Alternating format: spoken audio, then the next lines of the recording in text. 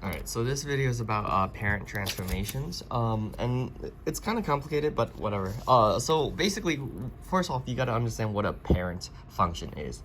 A parent function is the original function, right? This is actually y equals x squared, right? Y equals x squared, that's the original parabola.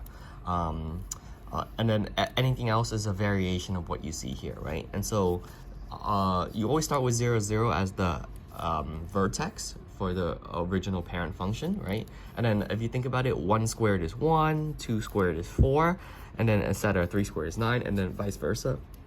Negative 1 squared is 1, negative 2 squared is 4, right? So you can always draw the parent parabola function, that's A. Now B, parent transformation is basically saying this parabola itself can be shifting. You could go left, right, up, down, right? And then those are the vertical and horizontal shifts, and then you could also stretch it out, make it thinner, or compress it and make it wider. And so there's a couple of rules here.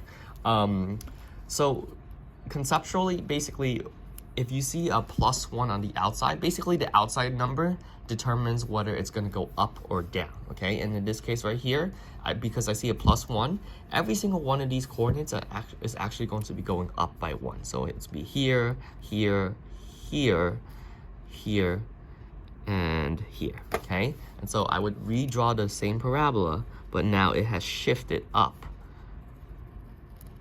simply one space upward, okay? And so that's pretty much it. And so the math behind it, it's well, g of x is this blue function, right? G of x is this blue function. The original function is f of x, right? And this should have been f of x was equal to x squared, okay? When you put the +1 on the outside, it's basically saying whatever the result is of, whatever the y value is of this function, just add 1 to it. So in this case, the y value for this negative 2 squared is 4, but when you add 1, it's actually 5. So the new coordinate should be negative 2 comma 5. Okay, just like this one, it's the same idea, right? So it's negative 1 comma 2, 0 comma 1, 1 comma plus 1 is 2, and then 2 comma 5, right? Notice how the entire parabola has shifted upwards. Now, if I had a different function, let's just say the h function, h of x, where it's whatever f of x is minus 1, well, let's just say I subtract 1 from this, right? Then the new coordinate should be negative 2 comma 3, right? And so that means I'm going to be shifting everything down. So since this is the original, I'm going to shift it down by 1, shift this down by 1, shift this down by 1, this down by 1, this down by 1, right? So as you can see, let me see if I can do a different color pen. You could see that the outside function is going to determine whether you shift it down, okay? So that's the first thing.